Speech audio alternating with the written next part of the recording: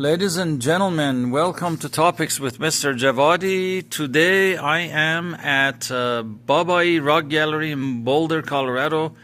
Beautiful, beautiful Boulder, Colorado. I felt like I'm coming to Switzerland when I drove down here. It's a gorgeous setting.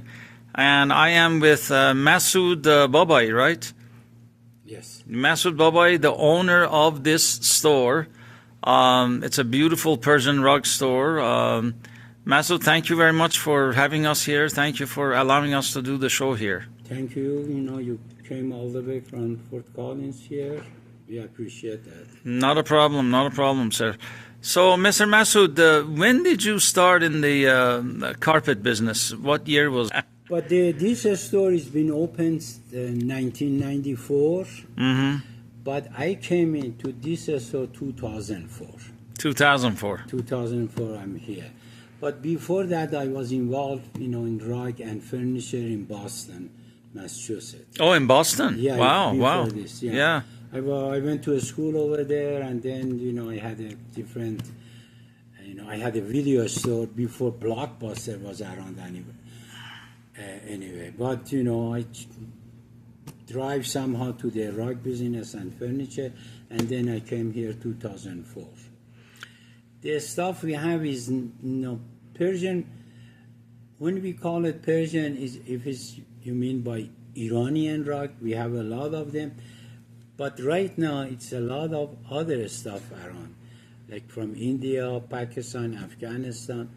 And it's been embargo for the Iranian rug more than 4, 6, 8, 9 years. Mm-hmm. We cannot bring any Iranian rug to the U.S., but we still have a lot of them.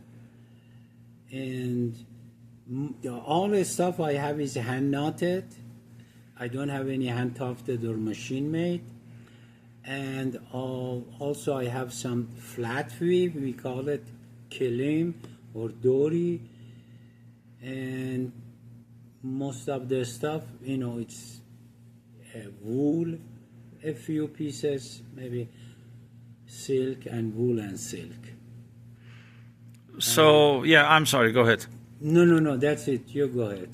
So what you are saying is there has been a kind of maybe an evolvement where it's not just Iranian carpets anymore. You have carpets made in Pakistan, India, Afghanistan, Morocco. Yeah. So those people, the Indian and Pakistani and Afghani, they were weaving rug forever. Yes. Not like Iranian. Iranian, the oldest rug they found is a hand knotted, piled rug, not the flat.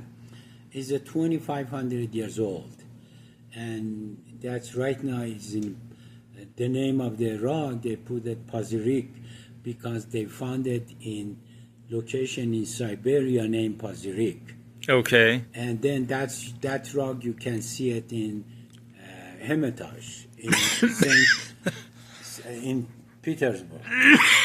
In Russia, yeah. In Russia, you can see that one.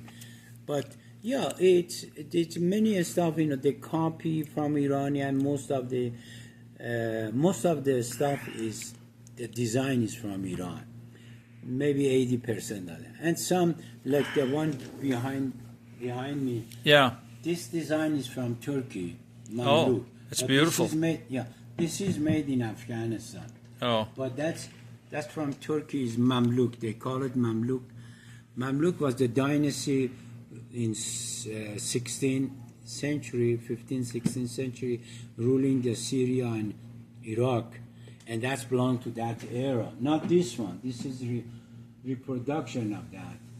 So a few pieces is not from Iran.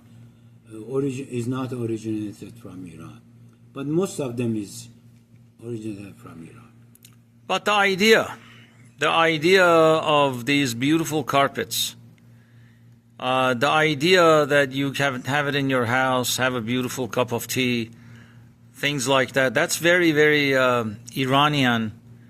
And since I try to cover some Iranian-based programs, this is kind of like Iran outside of Iran in a way, because when you miss the culture, here it is.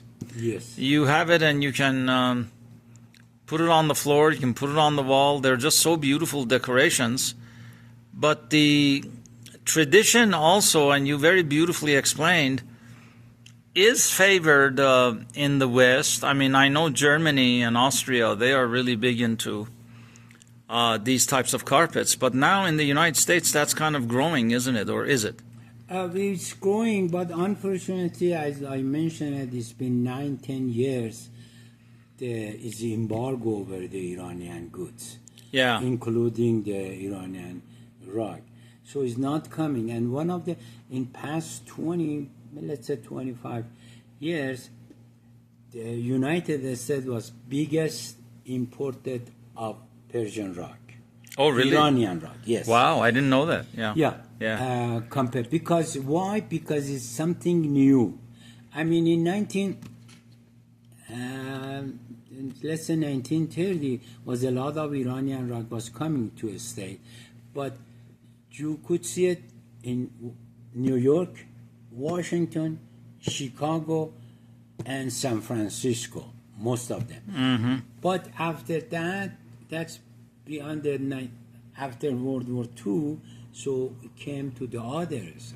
Not, it doesn't mean you couldn't see anything in Colorado or Texas, but majority was in this area. Chicago, especially San Francisco, Chicago, Washington, D.C., New York, those area. But the other, and after that, there was the biggest importer of the Iranian rug was United States, comparing, because first of all, is a lot of larger size coming here, comparing to Japan. Japan is a very small rug is going there. Yeah. Europe, Europe they have everything, but most of them is small. Yeah. Because the houses. Talk to me a little bit about, tell me 3 things, in your opinion, that makes having a carpet a special thing. What are those 3 things? One of them, I suppose, would be culture, but I mean, what are the 3 things that you think are special about having these carpets? Eric Clapton, very famous guitar player. Yes. So he has there is a guy, his name is Essi Sakhai, has a book, and he's saying Essi's rug, he's a dealer, he's a rug dealer in London. Essi's rug, Persian rug, changed my house to home. Wow. Yeah, that's Eric Clapton. So this give to me, when you put one of these rug, first of all, you have to like that rug, and when you put it in your house, your room, it gives a soul to the room. Yeah. Personality, character. Exactly. And depends to the taste. Some people like the more contemporary. So we have some contemporary rug that people that says, it's a modern, but it's belong to the 500 years old design. Babaee from Iran. Those things, I mean, they give soul, they give warmth. That's the reason you see a lot of red color in the old rug. Yeah. Still you see it, because the red is a warm color. It's a warm color, yeah. So that's the reason the people, why is everything red? It's not everything red, but a lot of rug has a lot of red into it. Yeah. So the cultural aspect of it, the coziness aspect of it, you feel at home. I suppose the other would be that you own these beautiful designs. And I mean, they are, my goodness, they are very beautiful designs. Really, I mean, depends you taste, some people, just the variety of design, the variety of the color, everything. So some people like the more classic one, traditional one. Some people, we call it transition. Transition is those classic or, old design, with the new color. Mm-hmm. You know, because some color wasn't, you don't see it in 400 years, 200 years old rock. So and then we have a modern and contemporary. Some of this contemporary take it place from the Babaee, Babaee design, and rock gallery, and some of them is from Tibetan design. Yeah. Tibetan is very, monocolor, 2-3 color. Some of them, their traditional one is a little complicated. But newer one is very monochromic, 2-1, color. One color is, there is some one color, even hand knotted one color. We have it here. Mm-hmm. Well, nothing will ever, for me, replace Iran itself. But when, as an Iranian American, living in the West and living in America, I cannot tell you how much I appreciate places like yours, where I feel like I'm in Iran for a little bit. I sense that beauty of the culture. We call it sunnat, farhang. I feel the beauty of that and the tradition of that, the gorgeousness of it, the artwork of it. Talk a little bit about the patience that it takes to make these carpets. How involved is it?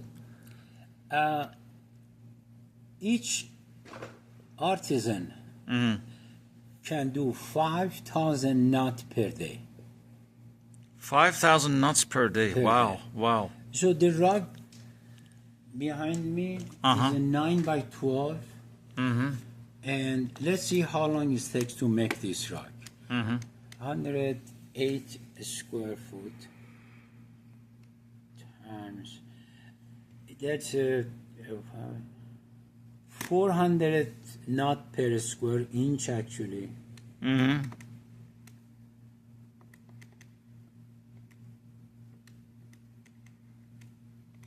So this rug is one guy.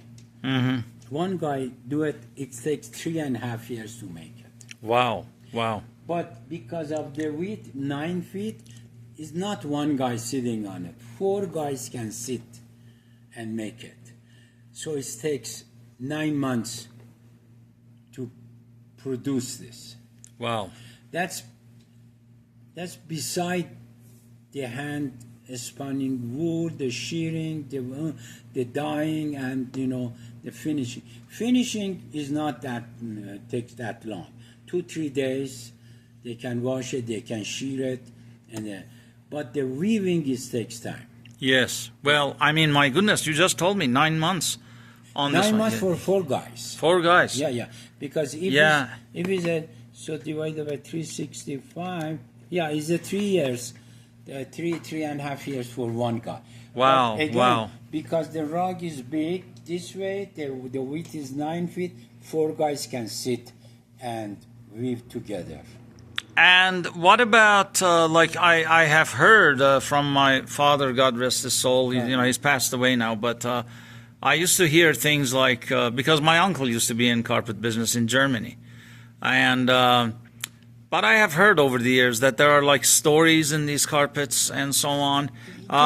Is that typical, where there's a poem involved or a story, or no? Yeah, yes and no. Okay. Not all of them. Most of them is a design, different design they're making. That some Babaee, you see the kids playing. So the woman is sitting, weaving, and the kids come home from school or from there. So he put some kids in it. Some, the goat is coming to the house, so they put the goat. That's a story. And then some of the rug has a poem. Yeah. But most of them is not. Most of them doesn't have it. I see. Yeah. And what about the types? Now, we have heard Tabriz, Shira. Those name is going after the city. Yeah. In Iran. Tabriz, Aswan, Shiraz, and some tribal rug. Tribal rug is going after the tribe, like Khamse, Mamasani, Kurd, Lor, those things. But those city, Hamadan, Shiraz, Esfahan, Nain, that's in Kerman. That's after the city. So you see the certain rock, you can tell it's from Tabriz, Right, or right. from Esfahan. Yes, yes, yes. Now, for those that are listening, they want to, invest in getting a carpet. The price ranges are there's a lot of variety in the price ranges. It's very, very varied. It's very The price. varied, and so if I suppose really anyone, but especially if somebody with an average income wants to own one, they can do that these days. We have some stuff. We put it on a special. Still is a hand knotted. Still is a wool, but we put it as a special, so they can buy it. Yeah. Yeah. Okay. That's wonderful. Depends to Yeah. the size they want it. Yeah, they can find it with average. That's it. That's the beauty of United States. Some area, others here, they work one day, they cannot even buy one chicken. Yeah. Yeah. But here, fortunately, if you work 8 hours a day, you can do a lot of things with it. Yeah. Well, that's well said. That's well said. There are two reasons, Mr. Babaee, why I did this program. One, of course, is that I wanted to feature, this is Iran Outside of Iran Part 3. I'm doing a series of programs on Iran outside of Iran. This would be one of them where you feel like you're in Iran, even for a little bit, if it's a restaurant or if it's a carpet store. So, that's why I wanted to do this. But then the other is that, it's kind of an academic, educational type channel. So you have kids out there maybe who are fascinated by carpets. Exactly. And yeah. maybe they want to do this one day. As they get older, maybe they want to be in your shoes one day. What is your advice to them while they are in school? How should they study, or what should they look up for or prepare for to get into this industry? I don't know, really. Yeah. Because really, you don't need most of this stuff. I don't know that much, but whatever I know, of course I read the book about the rock, but most of the stuff is experience. Yeah. It's coming to you by experience, by working. By working, yeah. Yeah, and right now it's not easy to get to the business because you need a lot of money. It's not, you opening like the restaurant. Restaurant, of course, to opening you need a lot of money too. But here is a lot of money. There used to be consign, a lot of stuff consign. For example, here I have almost 2,000 rocks. It's just 2-3 is not mine. The customers, for example, this is over there, one of them. Customers move from one city to Boulder. This rock was too big, asked me to sell it. Okay, okay. So all of this stuff is mine, so I paid for it. Yeah, some of it is consignment. There's a little few. Yeah. But used to be, you could get a lot of consign. Still you can get it because of the shipping involved, and most of the wholesaler in East Coast, as from East Coast coming to here, it's expensive to pay for the shipping. That's the reason the consignment is low. So it's very expensive unless if they really like it, go involved, come here, or if they need to learn, go to the store, get educated themselves. Maybe get a part-time job or something. Yeah, something like that. Okay. Yeah, that's a good advice. If they're really interested, they can get a part-time job. And then also, not necessarily even owning a store like this, but they can maybe work for the factories and that type of thing. I mean, it's a big industry, isn't it? Very big industry. They can be like salesmen or of course. Salesman is a lot of salesmen. Yeah. Not everybody sells or they own the business. They're selling. Yeah. But so there are ways, and you're also saying you don't have to have an official degree. No. Yeah. I'm by You know, I study mechanical engineer, Okay. but I'm here right now. You know. Yeah. Yeah. No, you don't need that. Okay. Yeah. If they study business, it's helped them a lot. Yeah. Yeah. You know, so they know how to treat customers, how to do their business. You know, that's different story. But for the rug itself, you don't need it. I mean, I see a lot of different, you know, guy doing this, and background is totally different. You know, they were student, you know, study accountant. Accounting. Yeah. Yeah. One of my friend, he actually was chemical engineer. Right now, he's a good, you know, he has a good size of a rug store, you know, in East Coast. And he was chemical engineering. He was working. I never worked as a mechanical engineer, but he was working actually as a chemical engineer for, I don't know, 2-3 years. And then Yeah. he left it. Yeah. And he, Well, Mr. Babaee, I really thank you so much for this opportunity. Thank you for your knowledge. Thank you for what you represent here and what you present here. It's a very, very special store. What's the address here in Boulder? Pearl Street? You know, what's the... Yeah, Pearl Street, 2605 Pearl Street, Boulder, in corner of 26 and Pearl. Okay. And then whenever you go into the rug store, you have to have a tea. So I bring you tea. Okay. To have it. Okay? Yeah. Okay. Well, thank you so much. And of course, your website is Babaee Rug. Babaee Rug Gallery, yes. BabaeeRugGallery.com. Yes. Okay. Mr. Babaee, it's been a privilege. Thank you so much for allowing us to do this. I will, with your blessing, take some photos of the carpets, Sure, decorate the video. But thank you so much. And again, thank you for coming all the way to here. You bet.